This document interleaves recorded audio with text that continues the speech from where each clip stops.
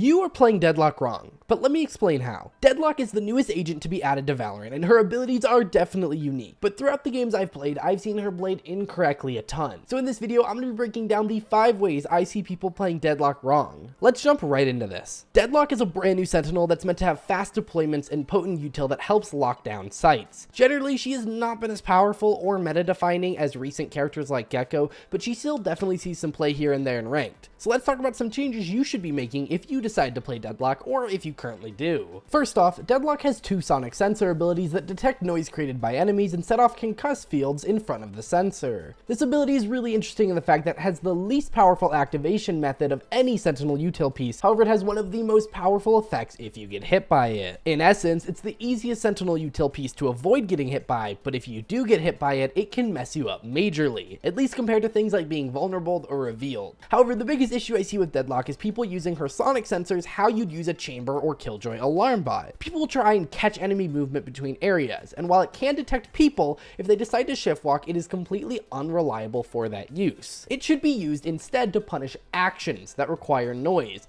like planting or defusing the bomb, opening Lotus doors, or dropping from various points like hookah. Deadlock's power comes from being reactionary, not proactive like most other sentinels. You want to quickly set up a sonic sensor after planting the bomb to concuss people who try and defuse, making swinging on them easier. Deadlock is about detecting actions you want to be aware of, not necessarily detecting enemy movement. There's obviously some amount of detecting enemy movement in it, but it's not the main intention, and I think it's a big mental hurdle for people who normally play sentinels when they step into Deadlock's role. Deadlock's sonic sensor is also just one more thing the enemy has to deal with. If you can force the enemy to turn and shoot the sensor or else be stunned, it means you can set up your easy kills or trades by moving your opponent's crosshairs. Comparing this to something like being revealed or vulnerable, which you can really easily still get kills while under those effects, concuss actually makes it harder for them to kill you. If someone stands on the other side of a cipher wire and gets a kill, the wire does nothing to help. But Deadlock's util becomes reactionary and can help trade the person who dies. Again, just make sure your sensors are being placed with the intention of detecting actions, not movements. The key to strong sentinel information is reliability, so ensure that the sensors get you reliable information. Next up, Deadlock has a fairly powerful net ability that forces enemies to crouch and stay within a range, or force them to disconnect from the net and make a noise doing so. This is a strange version of a fade seize, and it can be used in a lot of the same ways. However, it doesn't reveal if it hits anyone, and so you are much better off using it where you know enemies are and not to clear angles like you can with Fade. A clear distinction between her and Fade's abilities. Yes, it can be thrown to slow down enemies, but it can also be used to force enemies to make noise, which can reveal them. But you have to think about what your enemies would do. The power of this ability comes out when you understand that your enemies have a choice, and trying to guess what choice those enemies will make. If a player gets hit by a Fade seize, they don't get a choice. They have the negative effects. If you get hit by a Deadlock net, you have the choice to make noise, getting rid of the effects, and so predicting based on the situation whether or not someone will stick it out or make noise is key to getting maximum value out of the net ability.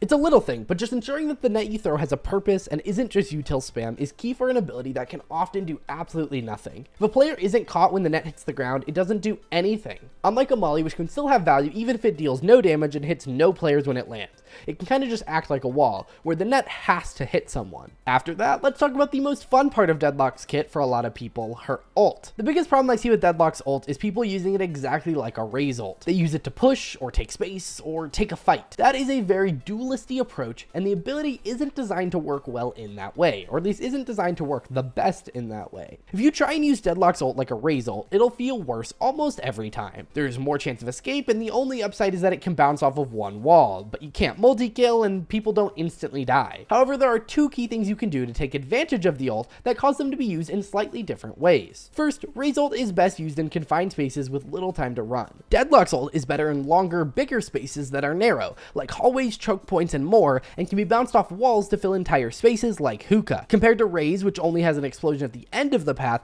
the entirety of Deadlock's ult can catch someone, including the path, and therefore extending the path it travels can help improve your ability to capitalize off the ult and actually hit someone. However, this is still thinking about the ult more like a Raze ult, and the best way to think about Deadlock's ult is to go back to what I said about her previous abilities. Deadlock is a reactive character. You shouldn't be initiating the fight, but instead reacting to your opponent doing the action. Deadlock's ult is amazing for when people start to plant or defuse the spike, drop from hookah, open Lotus door, or really anywhere where a person has to do an action. It's very similar to the sonic sensor, and it's not that powerful as a tool for starting those fights, but instead reacting to your opponent's actions. In most cases, a raised rocket is a more confirmed kill, but some of the power of Deadlock's ult is moving bodies away from a Sage res, taking the spike to a hard to reach place, or using the cocoon as cover, or just even using it as a distraction to kill the people trying to free the person who's probably frantically screaming on the other side of a Discord call. You really have to take advantage of the way the ult works in order to make it a powerful ultimate on the same level as Raze, and outside of 1v1s, that can actually be quite tricky. Try to use it when someone makes noise, especially when someone goes to plant the bomb.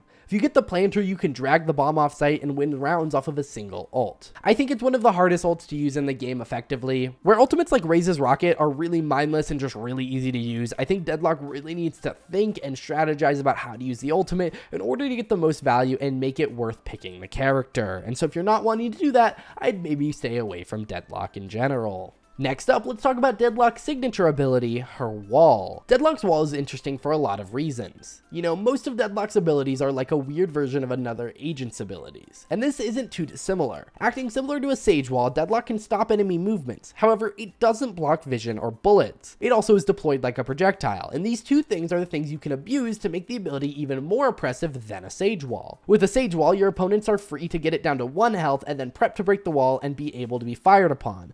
However, with Deadlock, it can be very dangerous to break her wall. Something I see a lot of Deadlock players do is use it just like a Sage wall, to slow down your enemies and simply delay a push. But where her power comes from is peeking those enemies who are trying to break the wall. If they're spamming a mag into the wall, they are unlikely to be able to kill you, and they don't get cover from the wall that you put down, unlike a Sage wall would. Sage walls actually make it quite easy to break said Sage wall since they block vision and bullets. On top of that, there isn't an obvious way to tell how close the wall is to being broken, meaning people have to be extra careful about being ready to push or ready to be pushed after breaking it. Just make sure you aren't letting your walls break without a fight.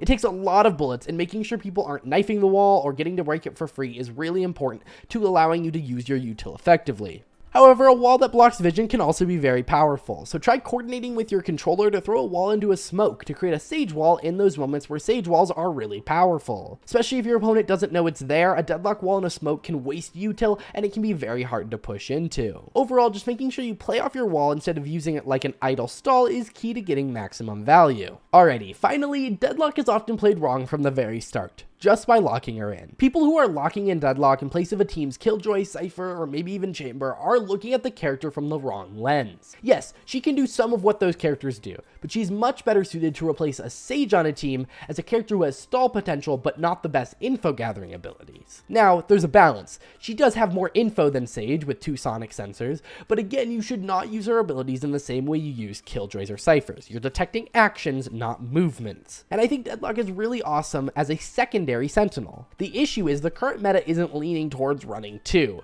and I think in a world where 2 sentinels is meta, Deadlock sees a lot more play, but in her current state she struggles to keep up with Cypher and Killjoy. But who knows, maybe a double sentinel meta will take over and we'll see a bunch of Deadlock in pro play and in ranked games. Or maybe people will learn how to effectively play such a reactive sentinel and she'll start to see more play just because people learn how to play her. But I'm not confident that either of those 2 things will happen.